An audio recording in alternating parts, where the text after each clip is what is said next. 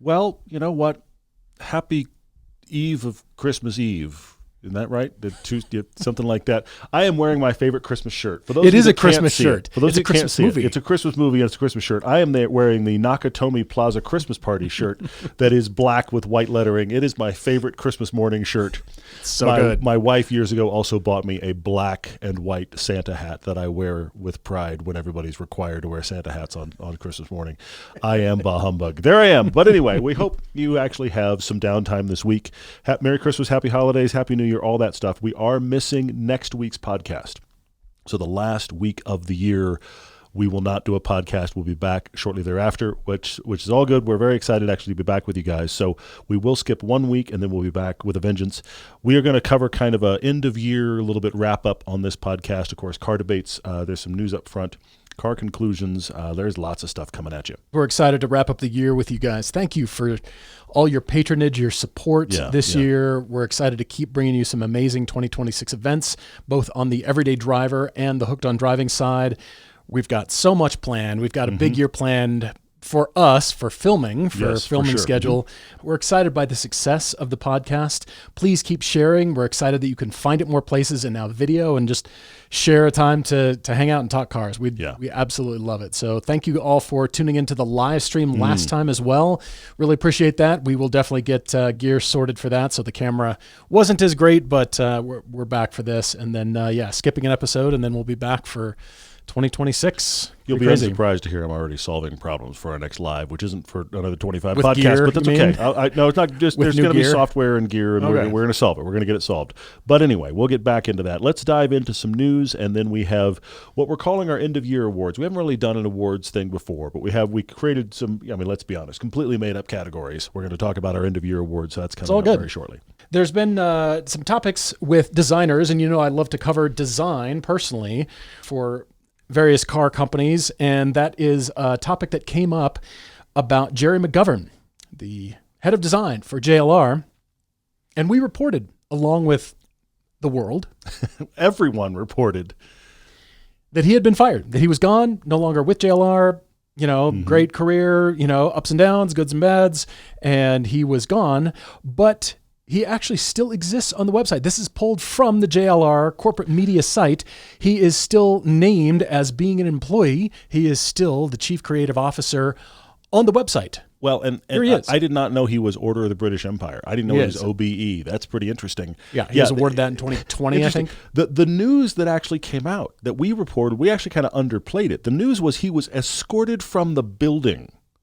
It wasn't like, we've parted ways and it's over. It was like, don't let the door hit you. It was that kind of news. Pretty much. And then Jaguar comes back with, no, we didn't. So now we're just confused. But they haven't issued enough definitive statements to clear the air, because they haven't cleared anything up. They haven't said, he's still on the website, but we don't know what the relationship is, and he could be exercising legal agreements and some sort of contract and fighting back and wanting to stay on, but who knows what's actually going on. But that's the reality. There's turmoil in the designs. There's turmoil behind the scenes. They got shut down because of the hacking and couldn't build cars for 6 weeks or more, so there's a lot of turmoil. So we will continue to bring you the juicy details, the juicy updates as we find out about them, but apparently unfired, not fired. Never was fired. I just don't know what's true anymore. That's the problem. Moving on to news from Mercedes-Benz. Gordon Wagner, their head of design, apparently is leaving Mercedes-Benz. He's been there close to 30 years, I believe, and he has been influential on so many designs for Mercedes-Benz, and really I liked his enthusiasm and his ethos, and that was you have to fall in love with a car before you even get in it. Sensual surfaces, and that has been a Mercedes hallmark for years and years, and he has been very influential in a number of different cars, including the A-Class, the 6th Gen S-Class, the SLR McLaren alongside Gordon Murray when they designed that, and the AMG 1. Remember that car when Mercedes had the bright idea to install the 1.6-liter turbo engine from the F1 car, so a derived unit of that, into a road-going car, and the head of the company said we must have been drunk when we decided that was a good idea, because of all the problems you've said before, the German brand should get drunk and dance on the table. Apparently some of them have been. We ended up with Beaver Teeth and the Mercedes 1. This is the result, But he is being replaced by Bastian Boudi, who is the former head of AMG Design, starting in February 2026, and he sketched that AMG Vision Gran Turismo concept. Here that is for the Gran Turismo 6 game. And he's had a number of different hits too, so he's going to hopefully be continuing a string of hits, but kind of taking Mercedes into a new design direction, new era, and not that they were stagnant necessarily, but I'm excited for what's next. The problem with a designer switchover, head of design switchover, is that it takes at least a year, 18 months before the public sees any real fruits of what that next generation, that next design theme will be, but hopefully we'll see some introductions here. And he set a great tone. Also, designing with highlights and reflections and it looks cool. Making beautiful cars, which is what we want. So we hope Mercedes continues to do that, even though the new GLB concept I saw kind of looks like a Kia Telluride, or the Kia Telluride looks like a Mercedes. So when you say one or the other, Kia benefits and Mercedes doesn't. So true. It doesn't matter which way it goes. Yeah. The brand only looks one way. Beautiful cars is what we want. So interesting. A couple of other quick headlines, very quick headlines. I'm not going to dig very far into each of these, but Motor One has reported that the EU has officially rescinded the 2035 ban on internal combustion engines, and various automakers, Volvo among them, are kind of waving their hands in the air like, but we just got here. But we've been saying forever that it was going to be a thing where I just don't think that was going to execute, and it does seem to be kind of falling apart now. That does not mean electric cars are going away. It just means the actual no more internal combustion engines at 2035. That is potentially going away. We've seen pivots throughout the industry.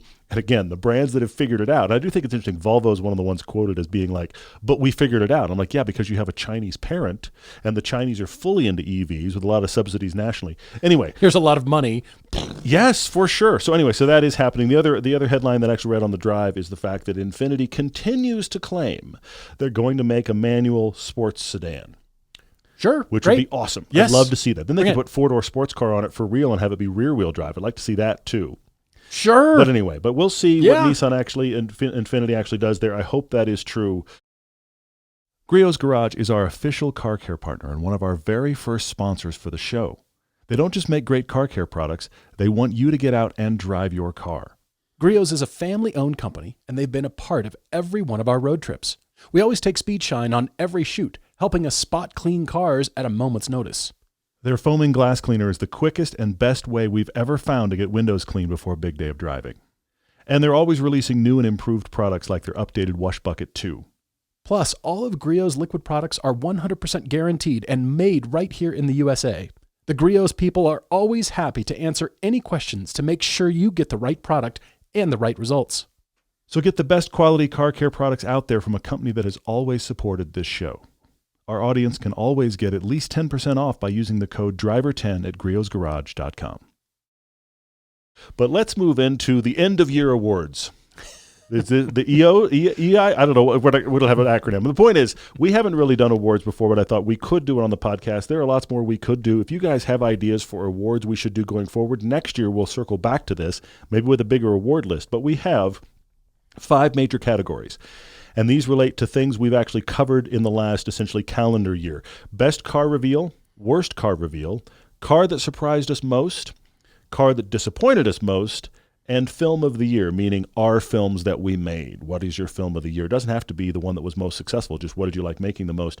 And I ended up with 2 of these for most. I couldn't just pick one. I think I picked 2 for everybody. But I had some tiebreakers here too, so jump in. Okay. Where do you want to start? I will just go with best car reveal. I do have 2 on that. Okay. Best car reveal for me is 2 of them. First off, I have to start right here with the Toyota, the GR-GT. Yep. That was, the pomp and circumstance of the car reveals I always kind of, my eyes kind of roll back in their head like, are we doing this? It's so laser lights and smoke machines, and you'll never believe how awesome this is. And, we've seen it before. Marketing. This is years ago, where the Faraday Future then proceeded to drive itself off stage and stop. They don't always go well, okay? But this, at least, you made the comment where you said it feels like Toyota put the industry on notice. I think there's the flip side as well, and that is Toyota sees how much people with money will buy a special car. Mm-hmm. Yeah. So this will probably be $200,000, which is crazy to think about. It looks like a weird mesh of Toyota design and an AMG GT, but bring this, please. I'm fascinated to drive it, but I did feel like this is one of those releases, both of mine are this, they feel real.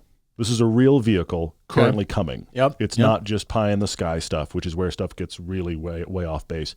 So that's this one. The other one I have for this might surprise some of you, but it's the new Kia Telluride. Oh, yeah? Because this, when the original Telluride came out, this was Kia's, I feel like in some ways, coming out party. The Telluride was instantly at the top of the category when it came out, and everybody went, that's a Kia? And dealers were marking it up. There were year-long waits to get one. This was a huge success. The new Telluride needs to be a hit, but we saw it at the LA Auto Show. It looks great. It looks even bigger. It looks a lot like the Scout, which looks like the Rivian, but this appears to be a real success. We haven't driven it yet. Nobody's driven it yet. We look forward to driving it next year, but this seems to execute on exactly what Kia needed to do. So in that regard, I think it's a success. These two reveals, again, the common thread of both of them for me are brands we like, but cars that seem to actually exist. This is not just like, look at the crazy thing we're going to do. These are real, and they have the potential to be very good and give some level of announcement to their classes in the industry. And I thought both of them were very cool. Yeah, and we sat into the LA Auto Show and very impressed. So they had something great, and so we're expecting something improved upon greatness, which is a hard task. The sophomore album is always difficult.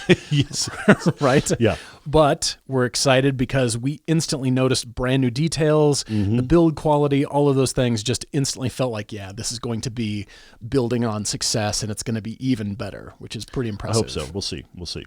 You want to jump into your best? Sure. Changing gears here to best car reveal.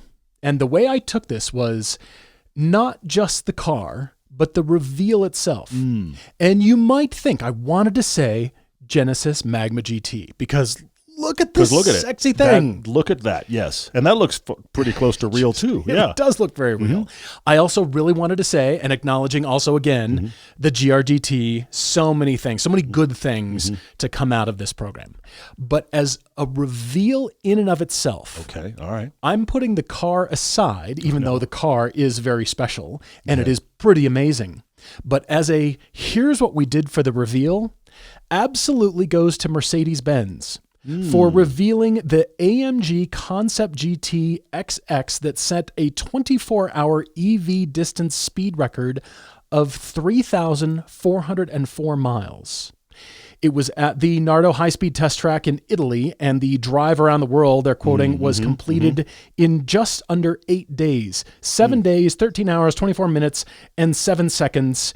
And this Concept GT had to lap a 7.8-mile circuit 3,177 times, averaging a speed of 186 miles an hour, and they involved an F1 driver from their F1 program, George Russell, and set records doing it. So they revealed a car that nobody had seen or heard about, and in doing so, they made history. They set speed records with the entire team. As reveals go, it's hard to top this one, in my opinion. That is a very good point. I hadn't thought about it in those terms. You've really nailed that. That's an excellent point. Yeah. Holy cow. They're celebrating technology. They're celebrating, look what we did. It's man versus machine, which is what we love about Le Mans. And setting records, a new car, the technology worked. So it wasn't just, hey, here's this concept and nobody knows what it can do.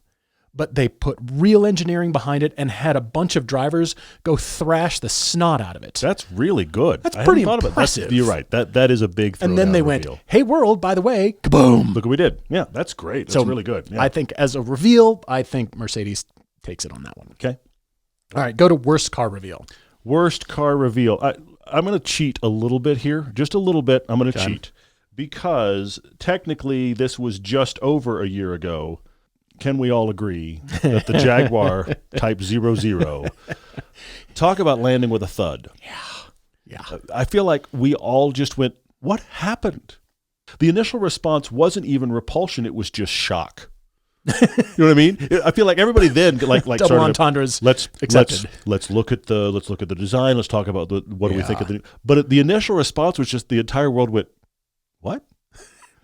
And then we all recovered and figured out our opinion. Right. So, yeah. People got fired or they didn't get fired. We don't know. People may have left the building. But the point is, I had to go with the Jaguar because that was actually the first week of December last year. It's a little over a year ago. Okay. All right. But I have another one I want to talk about. Okay. And that is earlier this year at the Shanghai Auto Show, BMW was showing the new Vision concept, the new class, right? Okay. The one at the Shanghai Auto Show was glow in the dark. Look, this is not a comment on the car. This is a comment on the reveal. Okay. It was glow in the dark, and they showed it driving up a 55-degree wall. My question here, just kind of like the what question mark from the Jaguars, what are we doing? The car doesn't need to glow in the dark, point one. Why does it ever? And point two, what are we driving up walls?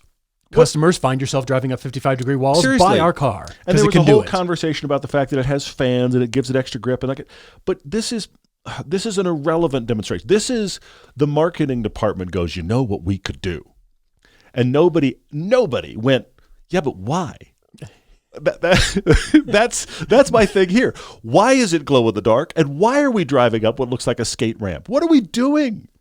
That's why I always think the design team should stand back from the car and ask, is it pretty? Is that working? Yeah. And if it isn't, start over. We really ought to stop. Nobody seems to do that. You're right. Nobody ever stops. What's there in motion? So this is just, look, I actually like this new class design. I think it's better than the Beaver Teeth. I think the whole premise looks really cool. I think this car, in spite of being glow in the dark, looks pretty awesome. But I just don't understand this reveal. That's why it's worst reveal for me. It's not actually the product. It's just like, what are we doing exactly in this reveal? Glow in the dark and skate ramp and cool, edgy. It's cool. I suppose it is, but I do not get it. All right, switching over here. I did go after, for my worst car reveal, I went after the car, not the reveal itself. Okay. And I have chosen the Jeep Recon. Interesting. Now, this is a mid-size EV. It's an off-roading SUV for $67,000 with approximately 230 to 250 miles of range. Mm-hmm. It's built on the STLA large platform from Stellantis. I'll come back to that. But I feel like it seems tone-deaf to the market, currently where we're at, although, to be fair, the market has changed dramatically, very quickly and dramatically, and it's now up against the Scout. But the Scout seems better thought through overall. So here's the Recon being shown, articulating, and you can take the doors off. And there's a number of features, you know what, are cool. Mm-hmm. Mm-hmm. But that STLA large frame, that platform, sure. is shared with the Charger and the Wagoneer and a lot of other Stellantis vehicles. And it isn't body on frame. When they have the Wrangler and have pretty much proven to the world the Wrangler is a definitive rock-crawling off-road vehicle. They're trying to do that with this Recon without doing a body-on-frame and instead just plopping and sort of making it do things that it can mostly do, but off-roaders, true off-roaders, I think will be more attracted to the Scout Terra because it is body on frame. And Scout also has 325 to 350 miles of range claimed right now. Nobody's driven it yet. But also they've got the extra gas engine to increase the range as well. So for a $67,000 vehicle to offer 230, 250 on paper, in the real world, that might be 200. Probably. On a non-body on frame off-road platform that is shared with Chargers and other cars. It seems like they're trying to quickly cobble things together and they haven't really thought through. Whereas the new EV Recon should be a huge Wrangler that competes with Scout. Body on frame, true off-roader. Approach it the Jeep way instead of kind of making yet another SUV. Not that great of a range. The world hasn't really been impressed. And again, even though it seems like, what are you doing, Stellantis? You seem very late to the party about what customers are actually asking for. Like, who asked for the Recon? This was already in motion, and the world changed. You could argue the same thing for Scout or Rivian or any of those.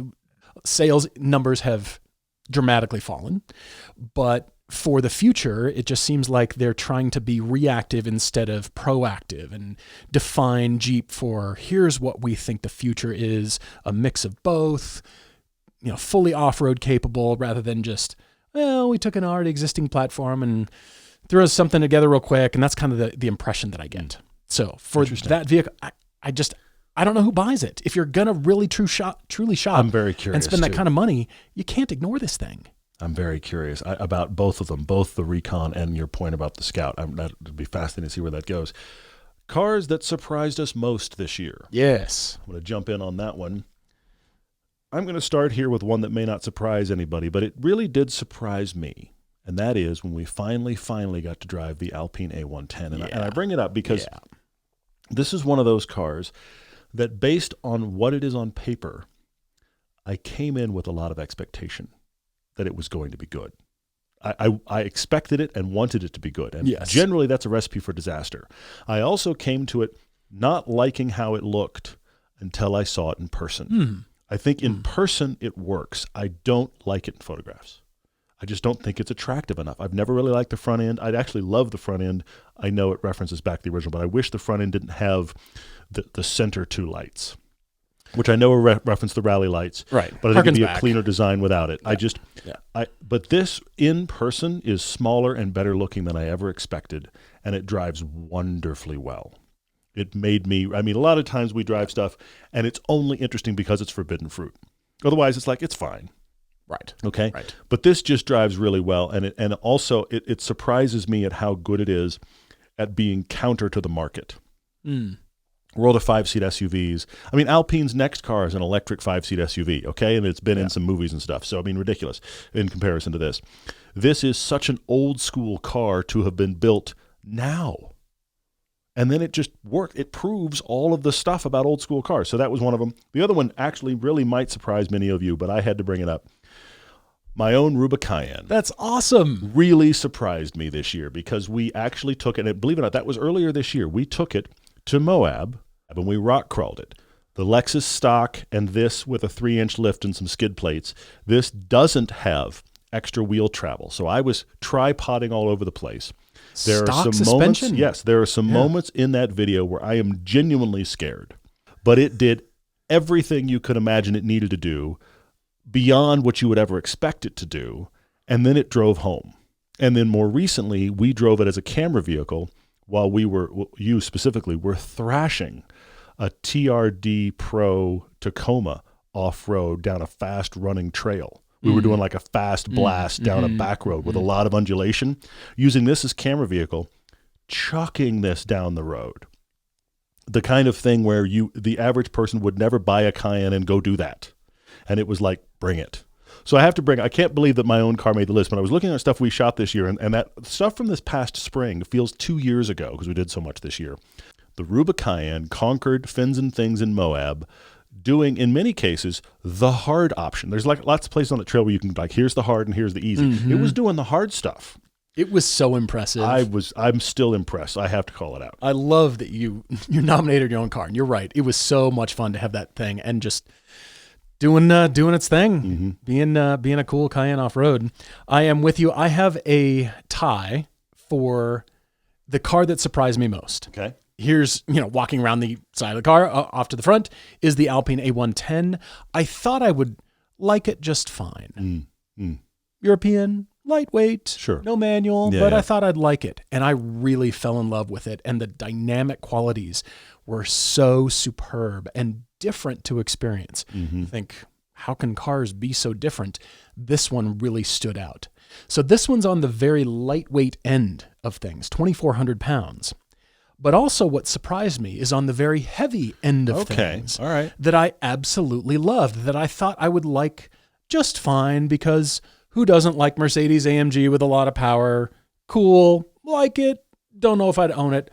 I could not believe this car. 4,800 pounds. I'm going to say that again, 4,800 pounds. But it's the power stat that's even more frightening. Yeah. If you had told us this car weighed 3,800 pounds as we drove it, as we talked about, we'd been like, it does kind of feel like that, that weight. It seems heavy. Yeah. And then we keep rereading the stats. We keep looking at it going, how is this possible? And how does it drive so lightly, so engaging, so interesting?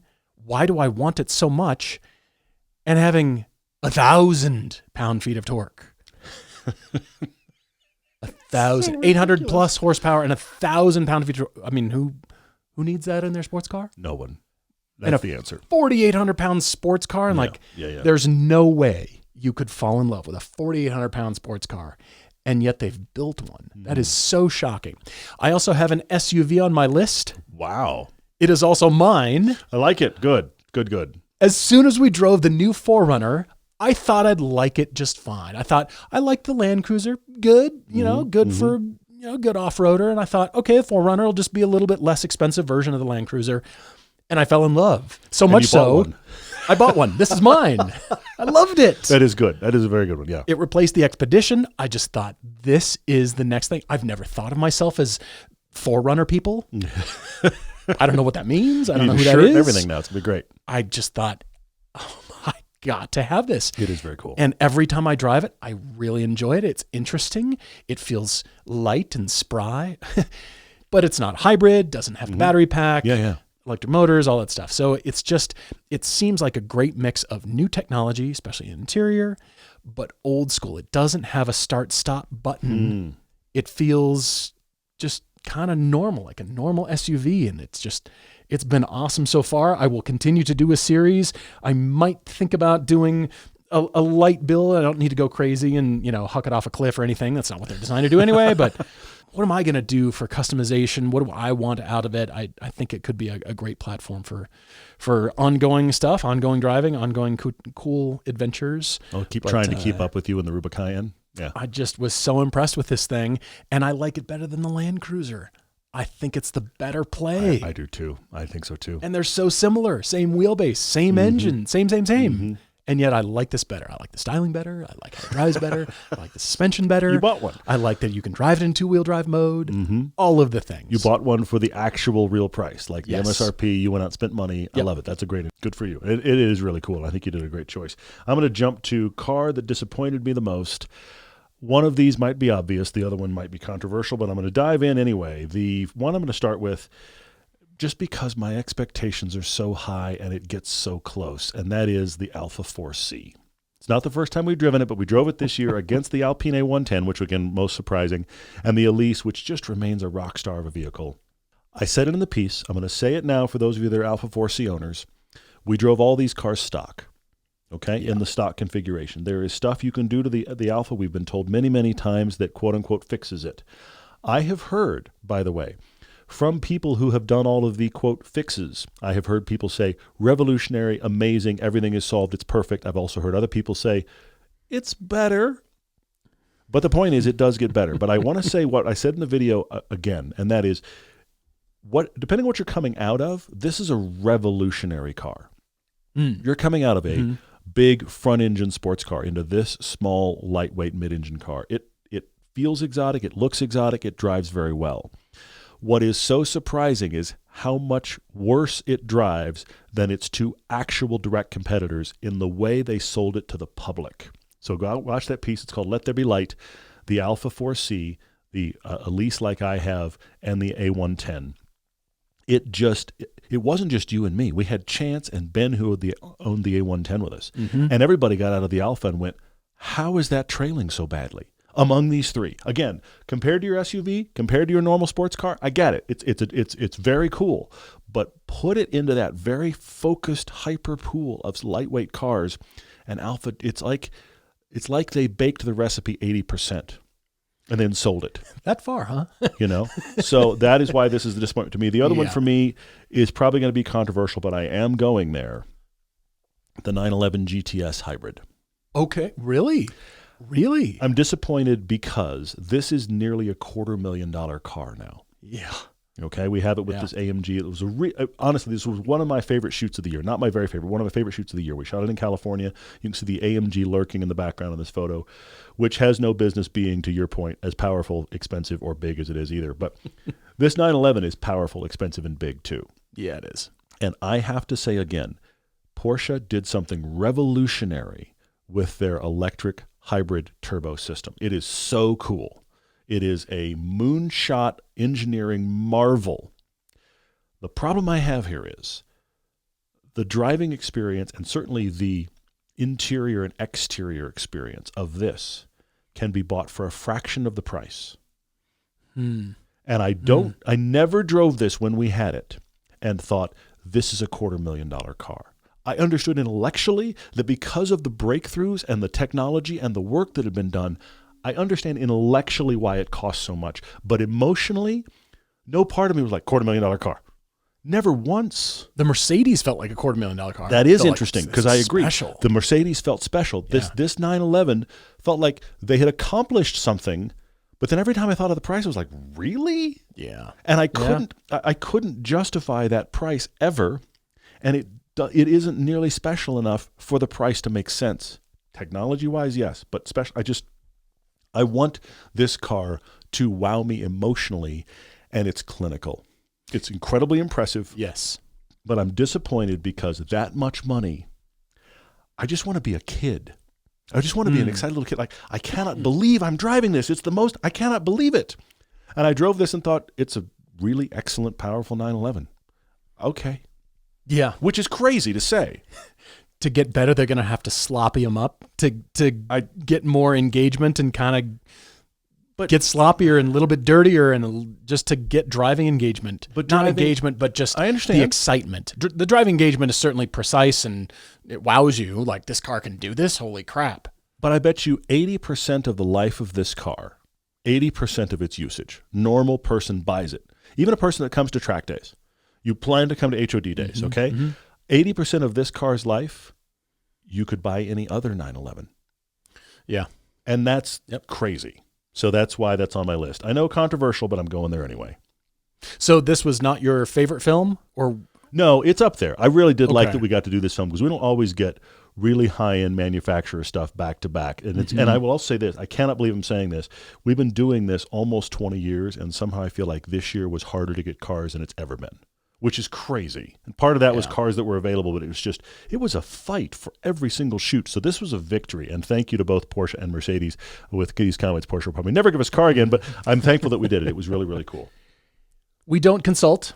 Before we take on a Topic Tuesday, we don't consult. But I knew you'd be here with me. I think the question, so this is my category for the worst car of the year. The one that disappointed you the most. The one that disappointed, yeah. Yeah. But I guess in thinking this through, we've been asked a lot, what cars make you a better driver? What cars surprised you? Like, wow, this is amazing. You're looking for that experience out of the 911 that wasn't there. This is the opposite. And I'm wondering, as you get better as a driver, there are cars that you as a driver leave behind. Now, interesting. GR86 is an example. Okay. You still want that engagement. And as a powerful, fast sports car, there's many, many others to choose from. But it's so compelling in terms of price and, you know, how chuckable it is and just how engaging and friendly and approachable it is. That is a huge part of the appeal.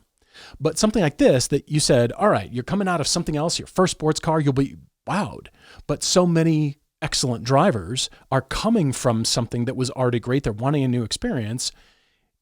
To keep that Alpha name, you know, as a premium brand, it's got to be so good. It's got to be much better than it ever was. And I'm thinking, do we leave cars behind? And then the ones that come along like a GR86, we're totally willing to go backwards. Okay. We need a progression. We need to get better and better cars. Like, wow, this speaks to me more, faster, more powerful.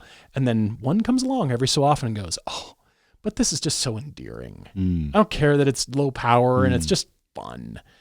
This didn't do those things. Okay. But it was included in my favorite film of the year, Let There Be Light. That was our lightweight comparison that we had the Elise, the Alpine A110, and the 4C. And it was so incredible to see the differences, to experience them back to back. They were magnified like crazy from something I didn't like to something that I had no idea I would fall in love with to something that is a standard of lightweight, engaging. I can't believe they built this kinds of sports cars. Such a huge dichotomy in between. So this was my favorite film of the year, and I thought it would be good, but I wasn't expecting it to just shine. I mean, it was just such a standout in my mind. It was so much fun. That is actually one of my top 2 films of the year as well. But I'm going to pick another one because when I went back through, I started all the way back in January and I just scrolled through all the films we did. Okay. And I found one that I was like, you know what? That's my winner. Okay. And so I have to go there. And it's this film we did early in the year that we ended up naming Would You Rather. It is the 360 mode in a Ferrari, Maya Mira, and an original NSX, a late model original NSX. And I just thought this was one of those moments when we did this film where this is the way you all imagine our job to be all the time. Okay? That's good. This is one of our very favorite roads in perfect weather. And any one of these three cars, you go up and down that road on that day, you would have had a standout driving day. You're not disappointed. It's just a fantastic day behind the wheel. Yeah. Any one of these three cars are the kind of cars that kids put posters on their walls. A kid in 2025 takes a photo of this car and cherishes the photo. That's what these three cars are. It's good. We got to drive them back to back, perfect road, great versions of all three, enjoyable versions of all three. I mean, the fact that one of them is mine is actually not a factor here. It's amazing, but it's not a factor here. Any one of these three cars, it was just a great day. And we also got to film exactly what we've always done and done well. It's a three-car comparison. You and I are in each of these cars. We're each doing interviews. We're going to cut a piece together that's very comparative, very definitive about how to. I mean, you always make the comment we're slicing the onion thin. That's what this shoot was. We got really specific. Such fun cars. So this is my film of the year because it was just everything came together. Plus, if you took all the filming out of it, it was just a great day of driving. It was a great day. That's good. I can't believe we get to do this. And this you're right. It's a perfect example of that. Yeah, for sure. That's excellent. Since you're listening to us, you'll end up shopping for your next car very soon. And when you do, you need Autotempest.com. Any car, anywhere, at any price, Autotempest searches all the major car listing sites on the web, local or nationwide. And Autotempest has recently added price history for every car listed, so you can see how prices are trending and know if you found a good deal. You can also create search alerts and lists of saved searches so you can find your perfect spec even easier next time. Search on any device, in your browser or as an app for Apple iOS and Android. New, used, or unexpected, Autotempest is how we search for cars. Go to Autotempest.com/everyday so they know we sent you. Autotempest. All the cars. One search. For Hooked on Driving, the pre-grid pass is now on sale from December 15th, 2025 through January 15th, 2026. Best savings of the year for all regions. Those credits are good for any track day. Special events are not included. And speaking of special events, yes, we must speak of special events. We have decided on Circuit of the Americas for 2026 COTA, and that is May 30th. And 31st, that is a weekend, Saturday, Sunday, May 30, 31, 2026 in Austin, Texas. We're excited to bring Hooked on Driving back to COTA. It was such an incredible adventure this year. And we're really excited to announce those dates, and registration will be going live very soon. So continue to watch hookedondriving.com for when that registration goes up. But we want to get people registered as soon as possible because there's a question mark about the track, and it's going private is what we've been told. Yeah, what we understand from Circuit of the Americas, it's going to become, like so many other places, it's going to become a club track where you need to be a member to get the most opportunity of track time there. So if you've ever thought, I'll drive COTA someday, this should be your year. Again, May 30th and 31st. There is a really cool Watkins Glen event that's going to happen in our Northeast region. That's going to be all of July 4th weekend, so think about that as well. But hang on. Stop the presses. This is the announcement we're all waiting for. This is the one we're all waiting for. Yes. Because we've done it for a little over a decade now. We have gone to the Ring and Spa. We call it our pilgrimage trip based on our original film in 2015 where you and I did the pilgrimage ourselves. Pilgrimage is happening again this year. It's going to be 2 days on Spa, 1 day on the Ring.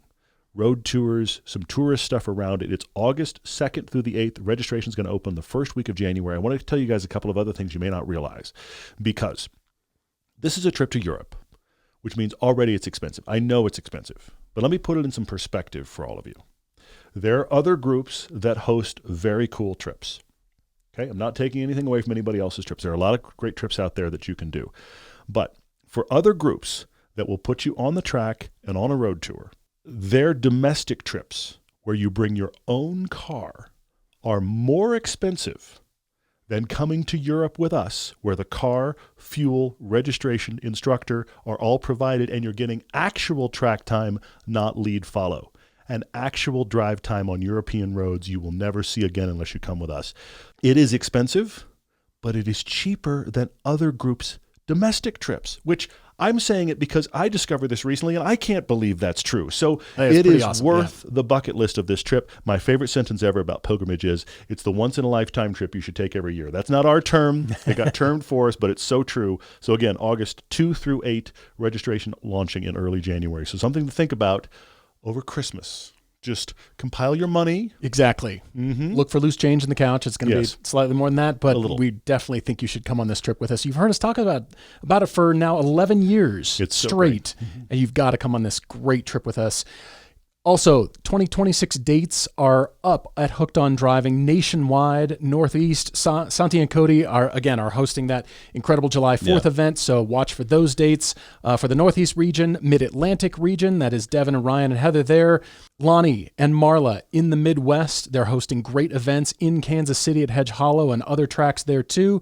Pacific Northwest, we've got Jonathan and Bear there. And of course, we're in California. So watch all those dates. Go to hookedondriving.com, find a date near you, and we're looking forward to seeing you on track. We're adding FCP Euro as our partners and supporters for both Everyday Driver and Hooked on Driving. For nearly 40 years, FCP Euro has been an industry-leading supplier of genuine, original equipment and OEM parts and performance upgrades for European cars. That means BMW, Audi, Volkswagen, Mini, Mercedes, Volvo, Porsche, and even Saab. Paul, you have to call your brother-in-law and tell him FCP Euro is the place because, as I just said, even Saab. We're putting it in the ad. Anyway. They offer a lifetime replacement guarantee on everything, including consumables like brake pads, wiper blades, and even oil filters. Buy a replacement, send back the old one, and receive a credit for the full amount. For your Saab! Plus, FCP Euro offers free economy shipping on orders over $49 and a 90-day hassle-free return policy for new, unused, and uninstalled parts. So visit FCP Euro today for more than 300,000 parts ready to ship for your European car and your Saab. FCPEuro.com. For our first debate, Mike is in North Carolina. He is a retired Navy pilot. Really cool. Very cool, yeah. He doesn't tell us what he flew, which I'm a little bit bummed about. But anyway, separate thing. Maybe he'll write back and tell us. The pilot geek in me was like, what'd you fly, man? What was it? Yeah. Because it damaged his hearing, so I hope it was worth it. That's the thing. Right. Yeah, anyway. Well, Mike likes machines that work well and are responsive. Yeah, his hearing was damaged, and as a result, vibrations and noises wreaked havoc in his ears with tinnitus and can be really frustrating. Sorry to hear that, Mike. But he loves the driving feel and looks of his 2022 Miata ND, but the vibes and the noise, he said, especially at highway speeds on long trips, are unbearable even if he wears earplugs. Wow. Whether the top is up or down, he's tried some sound dampening and removed the sound tube, but the difference has been not enough to matter, unfortunately. The more fun cars that he's owned in the past include an 89 Mercedes 560 SL. Okay. Is classic. Yeah, for sure. 97 Mercedes E320, 06 Audi A4 manual, another A4 manual in 2010, a 2017 BMW 330 iX wagon, and lots of large SUVs. And he said these were all fine, mostly quiet and comfortable, but the performance on the base models that he had were a bit meager for his liking. Sure. So now he's thinking about selling his Miata for something with a solid roof and less aggravating to his ears. He can afford a bit more car now, so he's looking for sporty but more comfortable, quiet ride with manual transmission. He'd like something with CarPlay and some comfort items like heated seats and steering wheel. He calls his Minister of Finance the Admiral of Finance. She probably has earned that rank well. She probably has. She probably yes. marched up through the ranks. Admiral of Finance needs to be taken care of. Yes.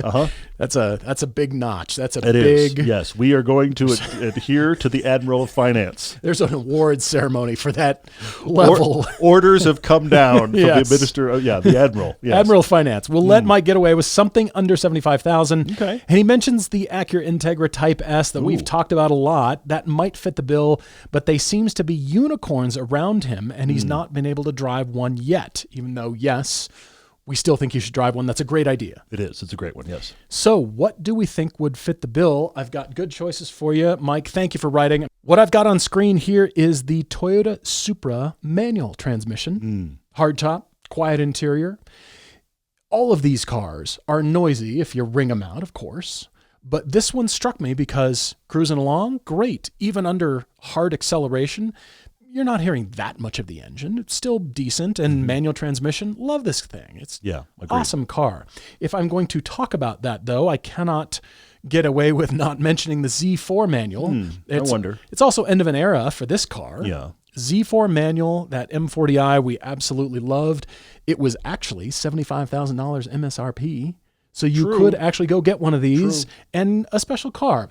Now, I realize with the top down, it's like your Miata. You've just bought a bigger, more expensive Miata, but it's got a line top, and so it is quiet at the highway speeds. Again, Supra would be the choice. That's the solid fixed roof, but just want you to know the Z4 is a solid contender too because it exists. It's pretty cool, and it actually has a different suspension that we like a lot that is different enough from the Supra to differentiate it and be worth the price. Moving on to the car that I think you should buy is a new M2. For $75,000, you can get the great seats, the carbon package, all in, excellent to drive. You've got your choice of transmissions, lots of power, comfortable, quiet, lots of power. Did I mention the power? Lots of power. M2, brand new. Look at you. I like it. That's good stuff. This is high on my consideration list. But I do have a wild card. Oh, good. Okay, I'm excited. Before I turn things over to Todd, I want you to know about the E-Ray. I thought about the Stingray, but what about the E-Ray? And I know the photo that I'm showing on screen here has the top down. It's the Cabriolet. But with the top up, I think it's going to be quiet enough. And you don't have to turn the exhaust on. I mean, on startup, it's, kind of noisy. But for the most part, it's not like this is a thrashy muscle car. It can do muscle car things, and you can amp up the noise. You can change the baffles. But what's cool is you can keep it quiet, and for cruising, it's a wild card because it's not the manual that you're wanting. But I also thought you're a retired Navy pilot, and the entire concept of Corvettes since its inception has been rockets and jets. Yeah, fighter jets. Yeah, certainly the current one. Yeah. I mean, I like it. It's good. Look at this interior, Mike. I hear you. I mean, that should appeal to you. I found this photo of the interior of the E-Ray, and to me, it looks exactly like the cockpit of what I think you flew, an F-18, or I don't know what he flew. Who knows? But Yeah. this is very cockpit-like, and so I think you would feel very much at home. And it sort of channels all the gauges and the dials, and it's got a cool carbon fiber steering wheel, and it's just really sweet looking and just has this kind of fighter jet sort of feel to it. So this is part of my inspiration. Again, wild card because no manual. It's got a noisy V8, but it's not crazy over the top, and leave the top up. It was always a quiet, comfortable car, even in high performance modes. It's not the noisiest thing ever. So C8 E-Ray. Okay. Go drive a Stingray, but what about an E-Ray? Still a muscle car, still got that V8. Good stuff. And quite a lot of power, great GT car. And the interior, I mean, look at this thing. It's like Corvette built an F-18 or something. I don't know. It's very good. We've had another one of those moments where you and I did not share commentary, and yet we overlapped a lot. Oh, really? I am going to jump in real quick, Mike, and say that you mentioned the Integra Type S, and all I can say to that is yes, absolutely. Yeah. Manual, great to drive, not that loud inside. I want to do a slight pivot as we talked about this Acura. The problem is that tinnitus is super frustrating, and you're going to find, and I say this because I have other friends who have it. I don't have it, thankfully, but you never know, person to person, what are the frequencies that drive you nuts. So you're going to have to drive stuff. But in my experience, those friends of mine with tinnitus struggle in mid and rear engine cars because of the location of the engine is so much closer to the cabin, and right behind your head, it tends to be more of an issue. I'd love to say Cayman or 911, but I think all of those are going to drive you crazy. So I think you have to be front engine. I could be wrong, and you're going to have to try, because the other part of it is what is the level of sound deadening? What is the way they plumbed the exhaust? You're going to have to try these cars out, and that may be hard. But I do think the Type S is way, way up there, and I love that you've got it on your list. I have two others. My first one, I thought M2 as well, but I actually wonder about a step down. The M240. 240, yeah. Step down from the M2 because there's more sound deadening, and they're less worried about exhaust. But the key thing about BMWs is they've got so much sound deadening now that they're pumping the exhaust sound in. Because you can't hear it. Exactly. So what I'm wondering about is get one of these BMWs and pull the fuse to kill the speakers that sends the exhaust sound in. That's a good idea. Creates the exhaust noise in the cabin. Now, or maybe the fake one coming out of the speakers, maybe that doesn't bother you. I don't know. But my point is here, you've got options. So the M2, yes, it's the more aggressive one, it's the more expensive one, and it is dynamically better. But I'm wondering about just the M240 and pull that exhaust fuse and see how quiet that cabin gets while still being good dynamically. I wish this looked smaller and was smaller, but I cannot deny the dynamics here are good. They are. So the M240, even though the M2 would be great, but I wonder about this. This is a quiet car. Yeah, it is. And again, all the BMWs now are so quiet. That's why they're pumping in a fake exhaust, because they're just so quiet without it. That's a good point. So there's that. And then I also had one other one that Paul talked about as well, and that is the manual Supra. Manual Supra, Yes. I think, also pumps some exhaust in while we're at it, but because again, it's a BMW product. This remains the best car BMW sells. I'm saying it again. This is one of the best feeling manual transmissions on the market. Yeah. Toyota nailed this manual transmission. It is better than the one in the Z4. If you haven't driven a Supra, a manual Supra is a great idea. And this is the same engine as that M240. So you've got great power. That B58 engine has proven to be a workhorse. I'm just going to take us back 4 or 5 years ago when there was the announcement that Toyota was going to put a BMW straight six in their Supra, and the world went nuts. The collective enthusiast mind. What is BMW went crazy, thinking? yeah. Jump to now, that B58 engine is being discussed as one of the definitive engines of this era. It is, frankly, as weird as it is to say, the 2JZ of this time. People are getting crazy power Those out of are it. big words. It is, though. Those are big words. Just take like one toe into the pool of the internet tuners, and they all love this engine. Yeah. So that is what's in the Supra. But the manual Supra is a very special car, and I think you should take a serious look at it. Plus, as we've discussed on the Consumer Reports results for overall best brands, BMW has moved so far up the list, they are number 2 on the list for build quality, for reliability, for the most votes in the Consumer Reports survey results. I don't think there's any reason to not buy a BMW. That's kind of amazing. They're excellent cars. Love it. Chris needs a luxury road trip vehicle. He's looking for a luxury long-distance road trip and daily. His budget is $80,000, new or lightly used. Chris tells us that he lives in Middle America. Okay. All right. Not quite sure where that is. Yeah, there's a swath that covers, yes. Big area there, and he says he frequently takes 1,000-plus mile road trips. Those are big trips. So he's looking for the most comfortable vehicle for what he does. Okay. No EVs. It needs to fit him, his wife, and 2 very large dogs, which are Newfoundlands. Those are very large dogs. And luggage. Okay. Got it. He's been looking at the 2-row SUVs. He says the X5 seems like the obvious choice, but it doesn't speak to him. It doesn't need to be exciting to drive, but because he's got a 981 Boxster GTS for that. Okay. He comes from a 5th-generation Toyota 4Runner, which has been awesome, but lacks comfort. The seats are uncomfortable. It's loud, no memory seats, no adaptive cruise control. That's why I think you should get the 6th generation. Let me just say real quick, the 5th-generation 4Runner, as beloved as they are, okay, even those of you who own one and love it and are going to come to its defense that I dare say anything against it, let me just put this concept out. You're going to do 1,000 miles of highway in your 5th-gen 4Runner. Yeah, you don't want to do that. That is not the place you want to be. If what you've asked for is me, wife, 2 huge dogs, luggage, and needs to be comfortable, it's not the 5th-gen 4Runner. Yeah. There's a lot of things that does well, but the 1,000-mile road trip like this, not good for that. He says hands-free driving would be a plus, not ruling out large sedans or wagons, but he needs recommendations. Chris chasing this 1,000-mile road trip with huge dogs. I have the car. I've got 2 choices for you, Chris, a car and an SUV. To saw the miles away, to be incredibly comfortable, to make you come to the point in your life where you realize, why didn't I have this car sooner? It is the Genesis G90. You will wonder, once you have a ride in this, front seat, back seat, I don't care. You'll wonder, you'll think, how did I get along? How did I do road trips without a car this insulating, comfortable, excellent? I'm imagining you, your wife, in the front. I'm imagining your dogs with the footrest thing up, huge, get some covercraft covers to lay over the back seats to protect the very nice back seats. All of the dog covers, yes.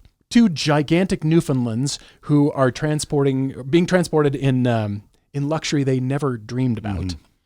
and all your luggage in the gigantic trunk. And everyone is so happy. Can you imagine? This just is one of the those Newfoundlands, moments. like This is looking out the back. This is actually the first car that came to mind, and I actually took it off my list. Oh, you did? Only because I couldn't get past the image of putting a slightly wet Newfie in the back of a G90. You stopped at a rest stop, they found a puddle of water, and you just open the back seat and you just think, oh, we're going to do this, aren't we? Coat the back seat with blankets and just protect it. I was imagining just a slightly damp, because they're about like they can be walking mops, a slightly damp Newfie climbing into the back of your G90, and I just thought in that moment you're going to decide wrong car, guys, even though this was the first one that jumped to mind. So I have to think you and I were vibing on this because it's the right car in that regard. But I suppose any car or SUV that you choose, it doesn't matter. With a wet Newfie, you're going to have to... It's going to be hard. Coat the inside with plastic or something to protect, to defend. What kind of band is Wet Newfie? That's a band name. Wet Newfie plays something. Anyway, onward. Sorry. Wouldn't be ska. It might be polka. Could be like 100,000 watts of polka or something. Anyway, yeah. So the SUV choice here for you is the Acura MDX Type S. Ooh, that's good. You said it doesn't need to be fun, but I want you to have a little bit of fun. With the Genesis, you're at least getting this luxury, and it does have some good hands-free driving, and it's just so soothing. You're going to be so relaxed. With this, it's got a Motorsports Derive engine. They are $73,000 brand new, so I think you absolutely could go buy brand new. The third row seats fold flat, plenty of space, and again, these are pretty nice inside, so you're going to have to get the dog blankets and the coating. Or you put to in protect. the SUV, you could put them in the very back, theoretically. In back here, yeah. You fold the seats. Anyway, moving on, yeah. Yeah, so brand new. I think you'd love driving it. They're engaging to drive. I mean, crazy enough for an SUV, you'll kind of like it. Oh, incredibly comfortable for road trips. Saw the miles away. Lots of power. Again, imagine the scenario. You, your wife. The Newfies. Maybe the Newfies are in the second row. Back. Who knows? Yeah. Maybe they're in the back row and then the luggage is in the second row or something. But you have options. There are options. That's the key so thing. Yes. I think Acura NBX, because you said the BMWs really didn't resonate with you, what about the Acura MDX Type S, Motorsports Derive, so it's a comfortable, long-distance cruiser, plenty of space for everything and everyone. Very good. And still fun to drive. Very, very good. I do like it. Well done.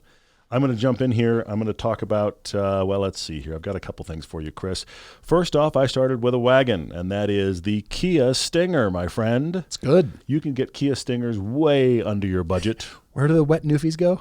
In the back, in the very back, or maybe in the back seat. Okay. I mean, here's the thing. No matter what happens here, I just imagine a lot of like dog prep going on. Dog prep is happening. Yes. But Kia Stinger is very fun to drive, has a decent hatchback, has actual space for luggage, and you and your wife would be very happy in the front seat. So I started with the Kia Stinger. I think that's a very good one. I moved on to the GV80. Got into the Genesis brand, but I got you an SUV that is not the X5. You could put the dogs in the back seat. You could put the dogs in the very back. I don't know what your combination here is. Again, we're going to have to do dog prep. But this is the SUV version that's of true. what Paul was thinking about with the G90. Now, That's there true. apparently is a GV90 coming. A super luxurious SUV. But for right now, the GV80 is the top class one. It is very good. Since you're not shopping for dynamics, you're shopping for luxury and nice place to be for 1,000 miles. This would be very good, the GV80. But then I got into something kind of obvious that I think I'm actually required to talk about, and that is the Cayenne. You do like your Porsche already. You're looking for 1,000 miles. These are great seats, good dynamics, and actual space in the back. The second-gen Cayenne, because again, I have a first and a second-gen. It's ridiculous. The second-gen Cayenne has far more space in the back seat than the first-gen does. Plus, they figured out how to make the seats like one pull and everything folds down. You're not standing there holding a headrest going, what do I do with this? That's gone. So that's been solved. Days of standing there wondering what to do. Seriously. What do I do with this thing? So, but I think the Cayenne, and try to get the real Cayenne, not the coupe, but get a Cayenne, and I think you would enjoy the drive. I have done a 700-800 mile day in my wife's 2017 Cayenne, and it was superb. Just no problems. You and me, we had a 2016 Cayenne on our first pilgrimage trip. It was you and me and Tom and Edgar, the four of us, and gear, filled to the brim, doing 150 plus on the Autobahn, super comfortable on long days in that Cayenne. So I have to bring up the Cayenne. It was like 176. That was your best. That was my best. Everybody got real quiet when we broke 150. The whole cabin was just staring at the Speedo going, we're doing this, aren't we? We are scanning the horizon. This is all we're doing. Eyes are real high. Yeah, eyes up, people. Here we go. All right, so there's that. Now I'm going into wagons. How about a Cadillac wagon, the CTS wagon? Now, I'm showing the CTS V, which is available with a manual, which is the super awesome one with the great big engine. You don't need that. These are out there. They don't cost much. If you like this styling, this is a fantastic form factor. You don't see very many. You can get them all-wheel drive even if you want it. I don't know where in the Midwest you're driving, but this is, I think, a very unique, interesting choice, even if you don't go with the V. So, and you can get, I mean, you have tons of money left over. So Cadillac CTS wagon, I think that has to be brought up. Mercedes E-Class. Oh, I'm not good. going AMG. I'm just going E-Class. This is what Mercedes does. The 450. Mercedes' whole thing is we make a big wagon for you and the family and the dog and the luggage. That's the whole build sheet. That's true. Okay? That's true. And the thing about these, well, the AMGs too, but the thing about these Mercedes wagons is there isn't a second buyer in the U.S. So they plummet. They're hard to find, but they don't hold value. So what you can get for a year or two old Mercedes would boggle you. So an E-Class wagon, and my last one, because I thought you want to do a 1,000-mile road trip. You want some space, but you want to be comfortable. Well, we got to go Volvo. Find yourself the V90 cross country, and there are not better seats being sold. And a couple of Newfies in the back of a Volvo wagon, that just kind of works, right? Isn't that the marketing picture? It does kind of work. That's like the photo they're going to use for the marketing material. The dogs will Me be and my clean wife in the brochure, though. and the Newfies. We're going to take the V90. But I can't think of a better cross-country cruiser with a lot of stuff to carry as far as seats and comfort than a Volvo V90. They're very hard to find. The aerodynamic roof box on top of one of these is your luggage. Newfies are in the back with the seats folded. They've got plenty of space with the dog bowl and the whole deal. But even without that, you could put everything in Cool that. roof rack. The sweet looking. You and your wife, Chris, will actually probably want to sit in these more than your couch. These are the best seats ever. They're fantastic. You will, for sure. So 1,000 miles in a Volvo seats, I'm going to say yes. Where do I sign up? That's where I ended. You have inspired me talking about that Cadillac wagon. Mm-hmm. Genesis came out with the G90 wingback. Remember the green concept? I so hope that is more than a concept. So what does Cadillac do? Build the CT5V Blackwing wagon to compete against it. The CT5V Black Wagon. Yes. Because the other one is called the Wing whatever. Wingback, yes.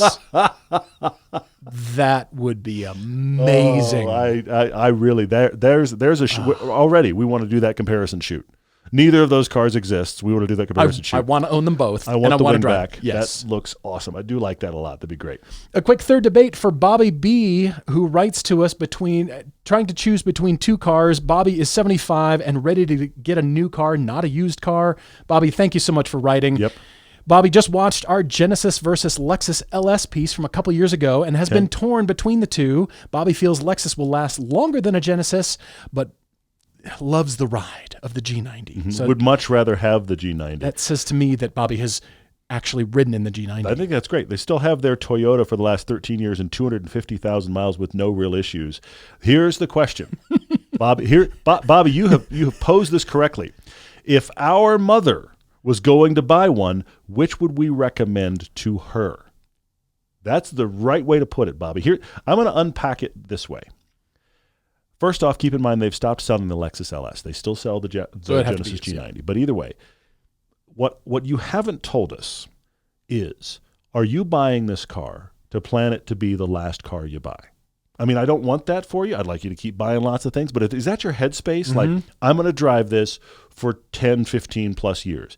If that's your approach, it's got to be the Lexus. But if you're going to buy this with any consideration in your head, there might be something after this. Get the Genesis. You've heard the story. My grandfather was 98 and bought the 6-year extended warranty when he was 98 and bought the Lexus, whatever, the RX 400H, the hybrid 400. But he had like cars up to I remember his last 3 cars. Constantly. Yeah. I never liked that feeling like, well, this is the last. I agree. Insert anything there. I think it takes the joy out of life. Mm-hmm. So let's think positively. I'm all about the Genesis G90. I'm so all about it. Good. Genesis. So, Bobbie, thank you for writing. Really appreciate it. Tom's writing in with the first of a couple of car conclusions. That's right, we're doing car conclusions this time. He's writing from Kansas City. He says he traded his wife's Lexus RX 350 for a new Volvo XC60 Recharge. He admits he didn't fully talk to her about it before he did that. He just traded it in. Thankfully, she loves the car, so score. By the way, I've just seen, some of you have probably seen this already. It's Christmas time. It's Christmas week next week. And I've started to see those little posts on Instagram or other places where they're like, this is that time of year where supposedly middle-income Americans make a massive financial purchase in buying a car they don't talk to their spouse about and present it in the driveway with a bow. And it's always received well. It's better if it has the bow. By the way, Amazon sells those bows. If you didn't know where to get them, the huge... But the point being made in all of these little joke posts is the fact that you never see the commercial that has the other side, where the spouse walks out and goes, "You did what? You spent what? We didn't talk about this. Now we have to pay for this for 6 or 8 years or 10 or 15 or what? You did? Are you kidding me?" It's always like, "Oh my gosh, you got me a car," and it's never like Jeff Bezos bought his wife a car. It's always like person in house, bought car with bow, spent the family's savings, didn't have a conversation so we can have the surprise moment. This is not how we buy cars, people. But there's no car manufacturer that would own up to a commercial like that, because then they'd be like, well, I shouldn't have bought that car. Like, that's not the message that we're trying to send. But to Tom's credit, he bought a car without really talking over with his wife, but he bought her the XC60 Recharge. She actually loves it. So after that transaction, he was feeling proud of himself. So he traded in his Audi RS5 for a new GR86 Hakone edition. That is that really cool green with the bronze wheels and the tan interior combo. That is actually a phenomenal one. Philip was at our track day a week ago in one of those, having a great time in the A group. His first track days with Hooked on Driving, and he was having a great time. That's such a good car. Anyway, Tom bought one of those Hakone editions and loved it. He said he banked the difference in financials for another day. He loves his ER86, never disappointing, but he's driven it through the best of the driving months, and he's thinking it's probably time to move on. So he took our way of looking at things. He describes it as the everyday driver filters.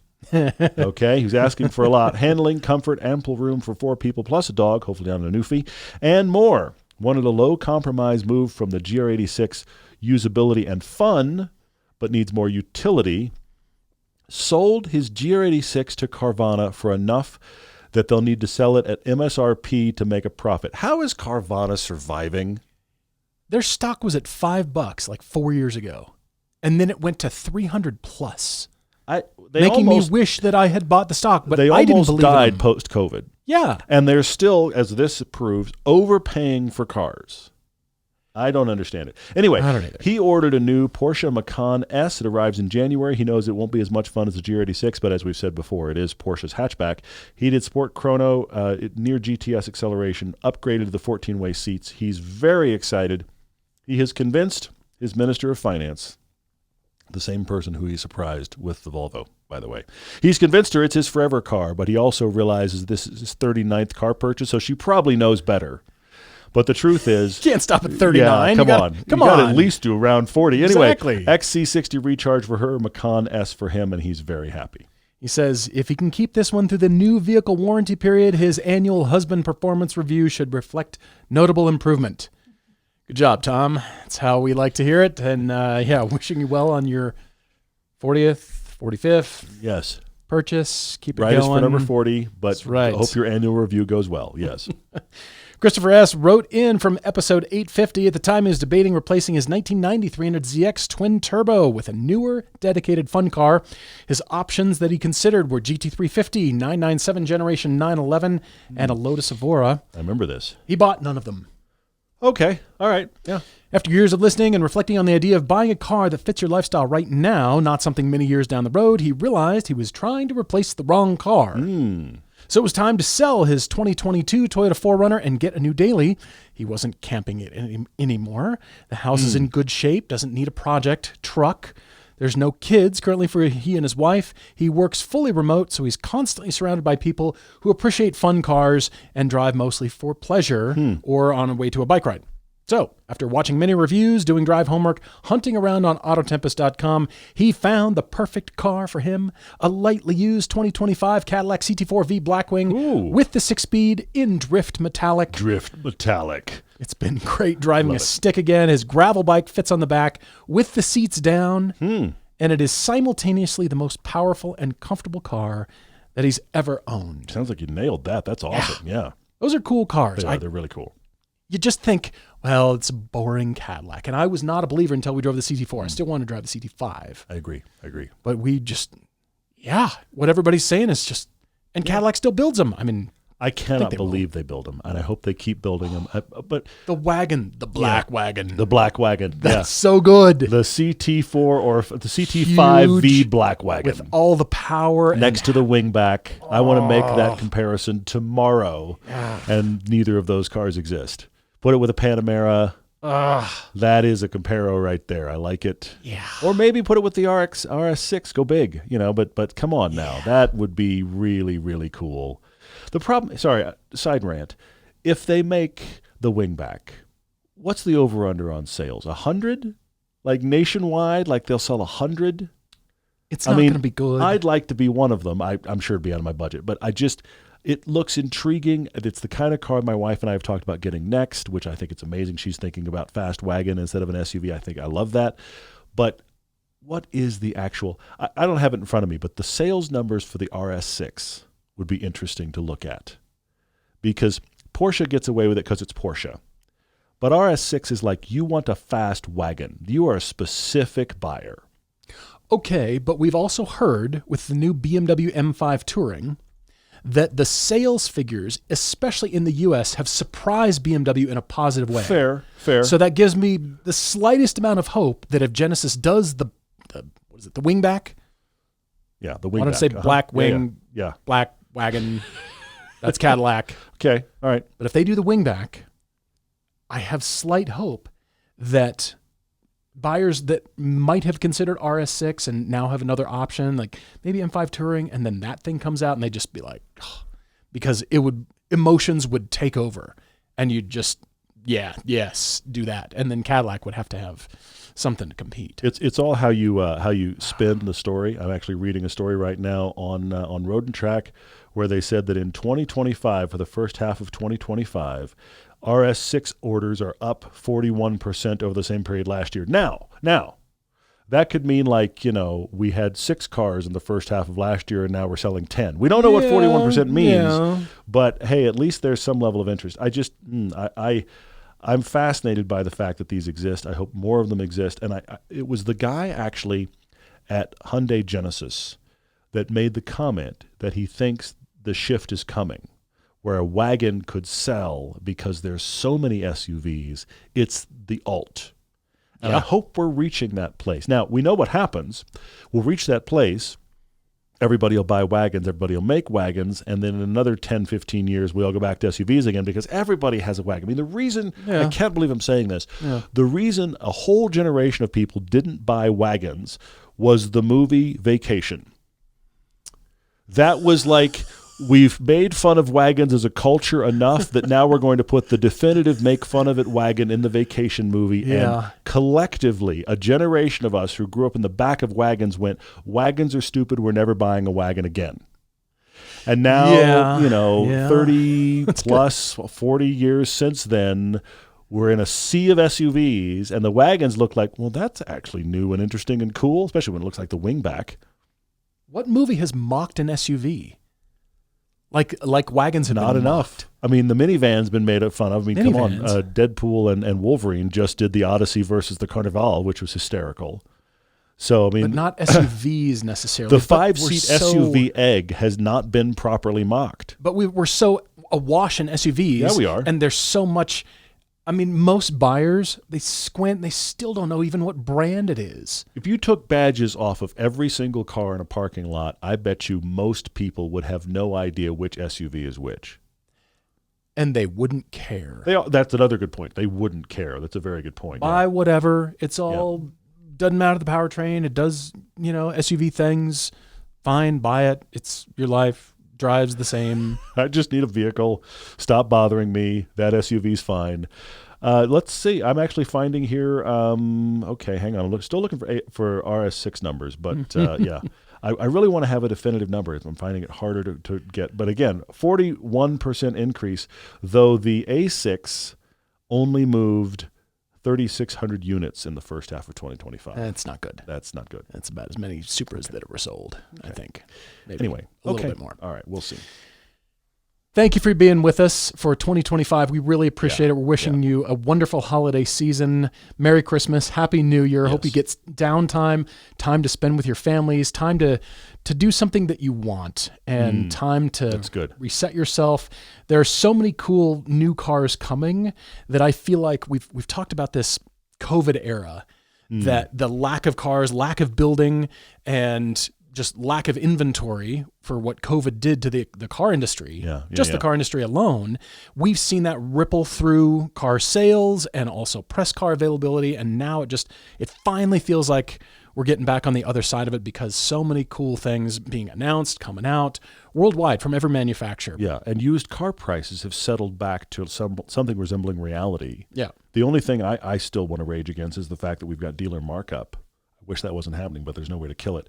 Yep. But yes, as you celebrate your holidays, watch the alt Christmas movies like Die Hard. The movies that take place at Christmas but aren't about Christmas. Those are my favorite movies at the watch at the time of year. Shirt. It is. Because I keep going everywhere and I'm just bombarded by Christmas music. My wife has a Christmas music station in the background right now in her car. Yeah. So, yeah. Oh, by the way, the other day, the house was mocking me. What do you mean? I was in the house, okay, and we have like Sonos speakers throughout the house and they play stuff. And my wife, she loves me enough that generally, unless we have family coming over, she doesn't play Christmas music. We both work from home when I'm around. But I know she plays it the minute I leave the house. I know she does. Like, switch. Okay, for sure. I'm standing in the kitchen, doing something in the kitchen, and Christmas music comes on throughout the house on all the Sonos. And I bit my tongue and I just thought, my wife just wants to hear Christmas music. Just going to deal. And a couple minutes later, she hollers out from the office, "Why did you turn that on?" And I said, "I thought you turned it on." And she went, "No." So the house was just like, he's in the kitchen. I can annoy him. So I had to go over and or somebody's watching me. I don't know. I had to go over and stop that and be like, please don't just randomly turn on. I'm struggling with this enough as it is. But anyway, I wish you much non-Christmas music and Christmas adjacent films. That's what I wish. Yes. Like I said, thank you for being with us. We're looking forward to a great 2026. There's so much coming. Tons coming. So until then, cheers, everyone.